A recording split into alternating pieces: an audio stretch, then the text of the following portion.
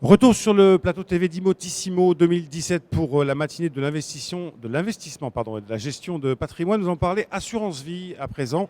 L'assurance vie, placement préféré des Français. Comment en tirer tous les avantages? Je reçois pour cela François Tison. Bonjour. Bonjour. Vous êtes directeur banque privée chez Crédit Agricole Nord-de-France. Alors, un mot d'abord du Crédit Agricole Nord-de-France qui est présent juste à côté du plateau TV. Un très beau stand d'ailleurs qu'on essaiera de montrer avec l'une des caméras si vous le pouvez. Un mot de votre présence et du périmètre d'action de Crédit Agricole Nord-de-France. Alors le périmètre, vous le voyez, il est aussi grand que la taille de notre salon. Aujourd'hui, le stand est important parce que nous avons un rôle important dans le financement de l'habitat de nos clients et il était nécessaire que nous soyons présents pour accueillir les clients, les prospects qui aujourd'hui vont acquérir un logement. Alors vous êtes le directeur de banque privée. Alors Oui. une banque privée, pour moi, c'est une banque pour les riches. Est-ce que je me trompe? Parce que c'est une idée reçue. Qu'est-ce que c'est une banque privée? Alors oui, c'est une idée de reçu parce que beaucoup de gens imaginent que la banque privée, c'est réservé à une certaine clientèle avec des moquettes très épaisses dans les salons et c'est pas du tout ça.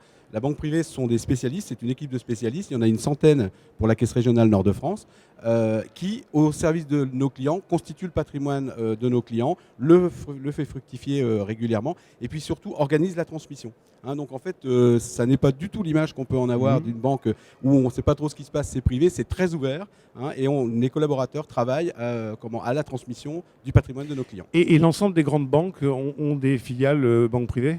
Oui, l'ensemble de toutes les banques ont des filiales. Alors avec des filiales un peu plus spécialisées, nous, Crédit Agricole Nord-de-France, on a bien évidemment la banque privée Nord-de-France au service du territoire. Et elle n'est pas située qu'à Lille, elle est dans l'ensemble du territoire. Dans chaque région, vous retrouvez un pôle banque privée avec 4-5 collaborateurs selon la région.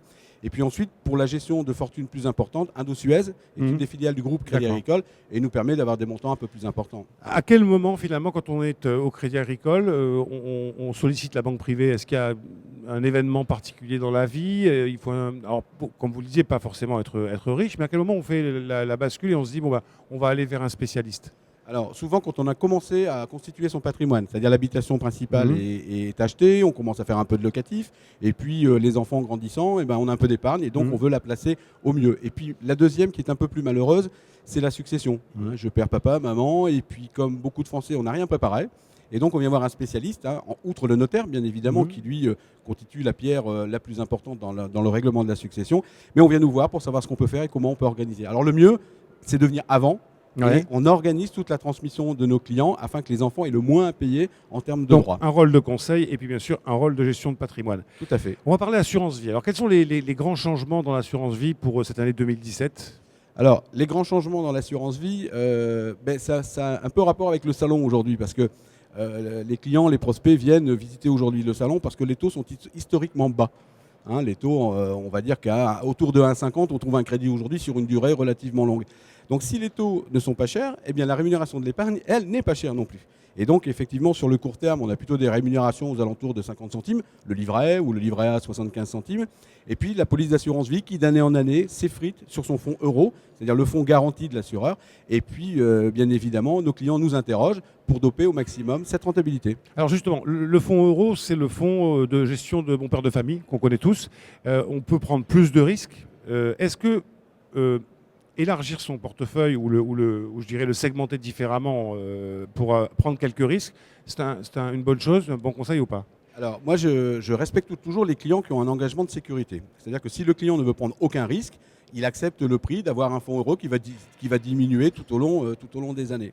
Le bon conseil à donner, c'est de prendre un risque maîtrisé. C'est-à-dire qu'il faut organiser sa police d'assurance vie par poche. Donc vous avez une poche sur le fonds euro qui vous permet bien évidemment de sécuriser.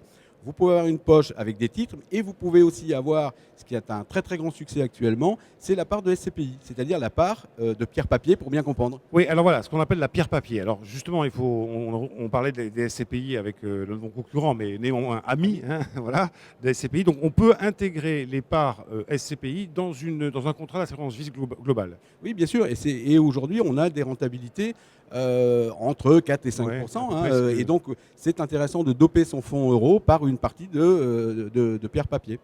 Alors la pierre-papier, si on peut en dire quelques mots, c'est effectivement prendre des parts dans une SCPI qui a elle-même acheté par exemple un immeuble tertiaire.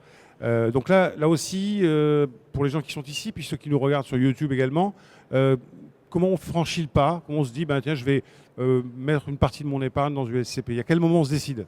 Alors, on le fait quand on s'interroge sur sa rentabilité. Ça, c'est la première des choses. On s'inquiète et on se dit, l'argent que je mets de côté tous les mois me rapporte de moins en moins. Et l'immobilier reste le placement préféré des Français. 70-80% du patrimoine est constitué par l'habitation principale, la résidence secondaire, le locatif. Et donc, moi, j'intéresse mes clients en leur montrant ce qu'on achète. C'est-à-dire qu'aujourd'hui, nous, on investit massivement dans toute l'Europe, principalement sur la région parisienne où le marché tertiaire est quand même là le plus important. Et on leur montre ce qu'on achète. C'est-à-dire pour des immeubles qui font entre, on va dire 150 et 500 millions d'euros. Et donc, on achète une petite part. Et ça parle beaucoup aux clients de localiser l'endroit où ils achètent. Et bien souvent, le client regarde la rentabilité depuis le départ. Et bien évidemment, c'est ce qui le pousse à acheter la part de SCPI dans son contrat. Oui, parce qu'on a des rendements sur les SCPI qui peuvent être assez extraordinaires. Ça peut passer du simple au triple ou au quadruple. Alors, l'avantage, c'est quand vous travaillez sur de l'immobilier de bureau, les baux, c'est du 3,69. Et donc, le loyer, il est fixé par avance. Comparativement à de l'immobilier locatif traditionnel, les frais sont souvent supportés par le professionnel. Ce qui entache aujourd'hui la rentabilité de l'immobilier de particulier, c'est les taxes foncières qui sont à régler par le bailleur, alors que vous ne l'avez pas dans l'immobilier professionnel.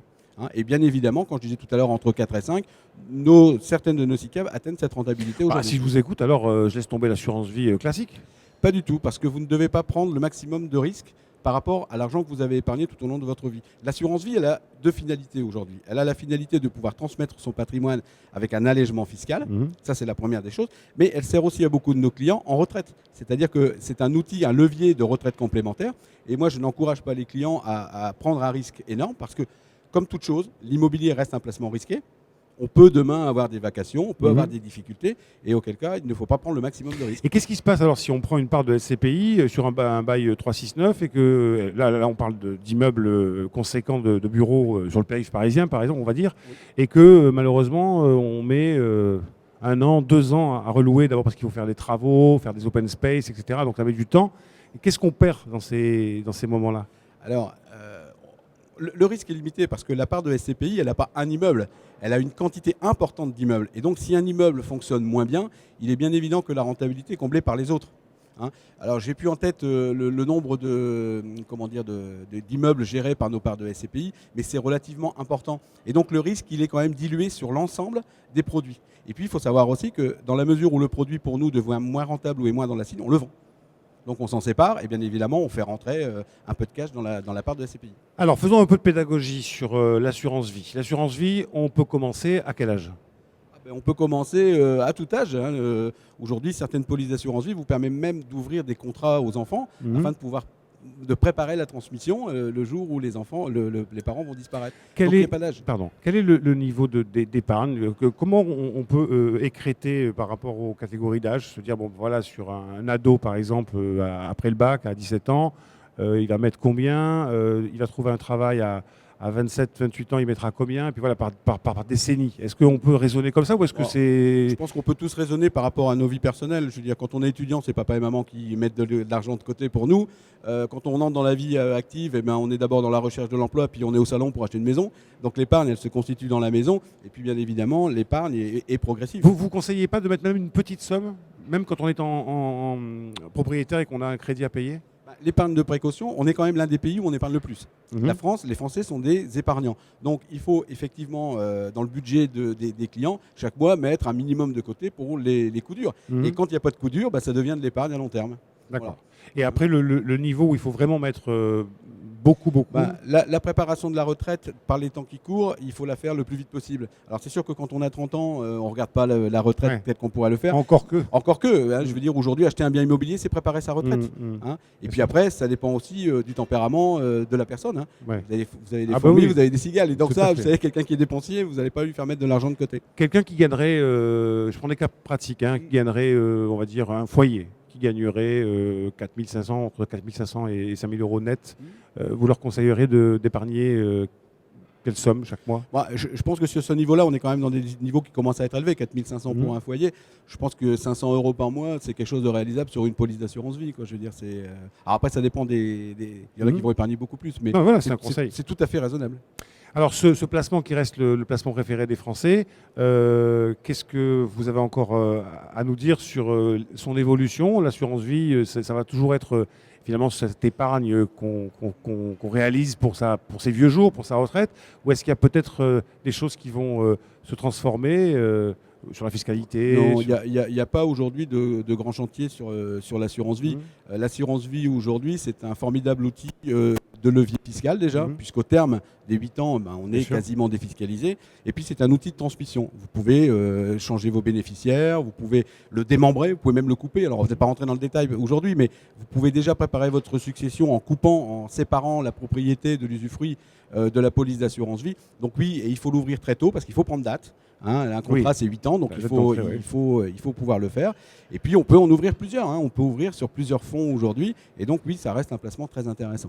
François Tison, directeur banque privée chez Crédit Agricole de France, merci beaucoup d'être venu nous parler de l'assurance vie qui, même si c'est un produit dont les rentabilités semblent s'effriter, c'est la vérité, depuis quelques années, offre quand même encore de bonnes opportunités, notamment celle de pouvoir insérer une part au départ de SCPI dans son contrat d'assurance vie. Merci à vous. Dans quelques instants, nous reviendrons sur ce plateau. Ce sera Marie Letty avec Noémie Gobert-Caffio, qui représente la Caisse d'épargne Nord-Europe et qui viendra nous parler des 7 règles d'or de l'investissement immobilier patrimonial. 7 règles d'or pour bien réussir. À tout à l'heure, ici même. Merci.